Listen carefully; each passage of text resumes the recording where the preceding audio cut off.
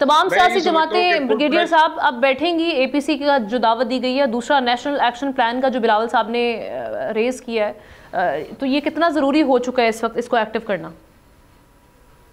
जी हाँ, मेरे ख्याल में बहुत जरूरी है। देखें कि ये जो नेशनल एक्शन प्लान 2015 में बना था, अनफॉर्चुनेटली हमने सही मानों में उसकी इम्प्लीमेंटेशन नहीं की है, और दैट्स वाई ये हमारे मसाइल उसके आ रहे हैं। तो मेरे ख्याल में जैसे रिक्वायरमेंट को हमें सोच विचार इस पे करना चाहिए, सब मिल के बैठे तमाम पॉलिटिकल पार्टी, जिस तरह प्राइम मिनिस्टर ने बात की है, तो दैट इज ऑप्शन है कि हमें इस तरफ जाना चाहिए। जिस तरह के से दहशतगर्दी बढ़ती जा रही है और अफगानिस्तान और इंडिया में खुल के ये हमले कर रहे हैं, और जिस तो पास में भी देखो और अभी भी देखो, और इसमें वो बाज नहीं आ रहे हैं। तो मेरे ख्याल में अब सही वक्त आया है कि पाकिस्तान को तो वो हर मुमकिन वक्त उठाना चाहिए, जो हमें इंटरनली उठाने चाहिए, इंटरनेशनली उठाना चाहिए। और ऑलरेडी देखें, हम इंडिया के बारे में, इंडियन इन्वॉल्वमेंट के बारे में 5 डोजेज हम जमा करवा चुके हैं।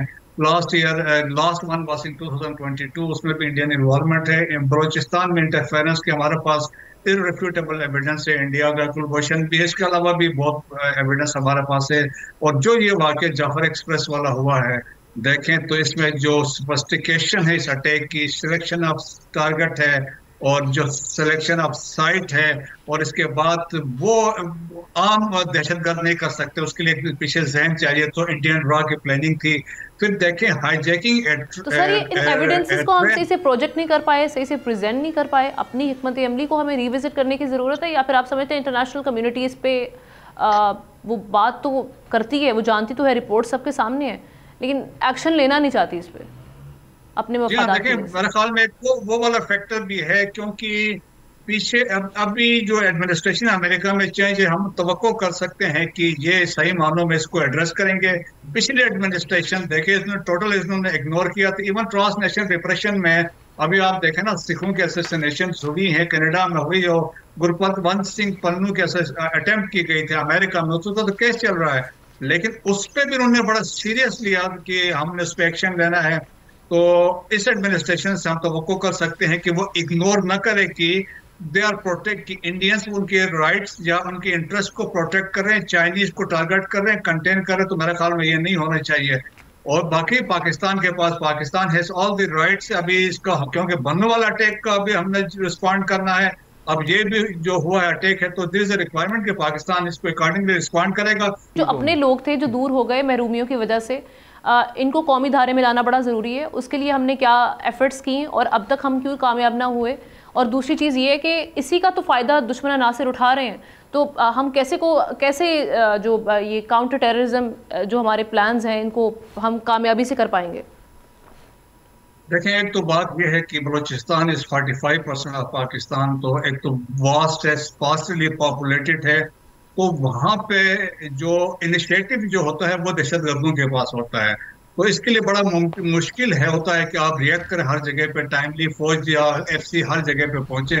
But unfortunate part of Balochistan इसकी ए एंड बी एरियाज वाला मसला है।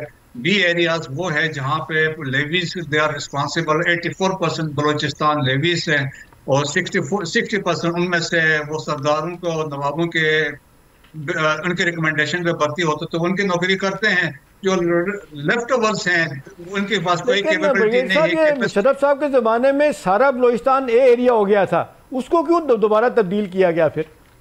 जी हाँ सर, बिल्कुल ऐसा ही हुआ था सर। 2003 में प्रेसिडेंट मुशर्रफ ने इनको तमाम बलूचिस्तान को ए एरिया कर दिया था। बट अनफॉर्चुनेटली 2006 में इट वाज बलूचिस्तान असेंबली जिसने इसको रिवर्स कर दिया था। But that is very unfortunate, क्योंकि इसमें भी पॉलिटिकल इंटरेस्ट की बात आई थी।